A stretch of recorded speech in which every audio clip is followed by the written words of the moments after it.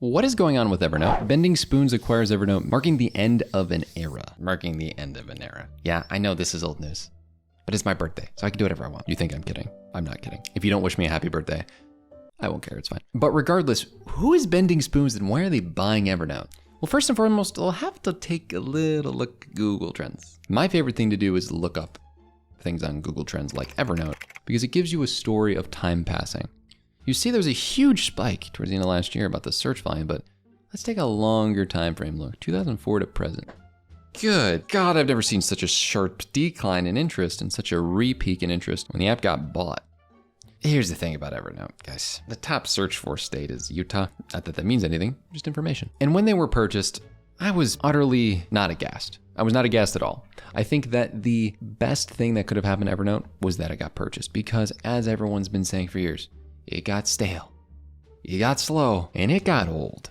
I mean, the average user for Evernote was probably somebody from this 20-year-ago range. The decision is the next strategic step forward on our journey to be an extension of your brain. And I think that's because if Evernote was going to be a brain, it'd be a pretty functional but slow thinking brain. While the core features of Evernote are actually really solid and it might have the best search functionality on the market, an issue for it for a long time is that it's been slowing down. And while Tiago Forte had been using it for a long time, I can't really afford to test new things. I like things to be mature and stable. Right. And Evernote, yeah, there's definitely been some difficulties. I mean, it's been slow, it's been buggy. They haven't really advanced in some time. It's basically the same software it was years ago. But I personally have no problem with that. I would much rather have those issues than the opposite issue of, oh, I have this fancy, sophisticated new thing that doesn't work at all. and most people who are like using its second brain philosophy might have been picking Evernote.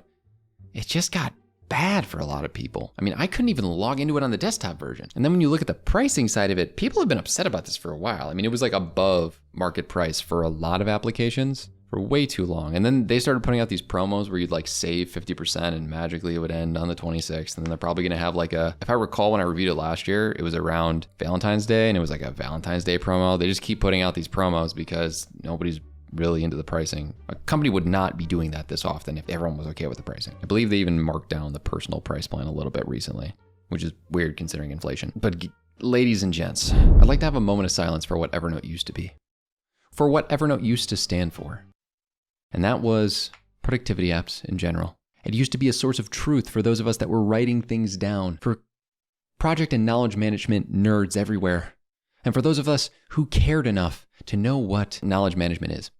So if you have ever heard of the acronym PKM, you've probably heard of Evernote, and you haven't heard nice things. And I have been one of those people who have been peddling the not nice things about Evernote. I need to upgrade to Evernote Personal for the most basic, fundamental homepage features. I mean, you've got to be kidding me. Like you have genuinely got to be kidding me. And I am here to say today that I still stand by what I said.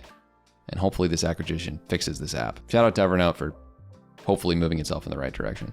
It's not that serious. This is just an app. If you really like Evernote, this is just my opinion. I don't think it's that great.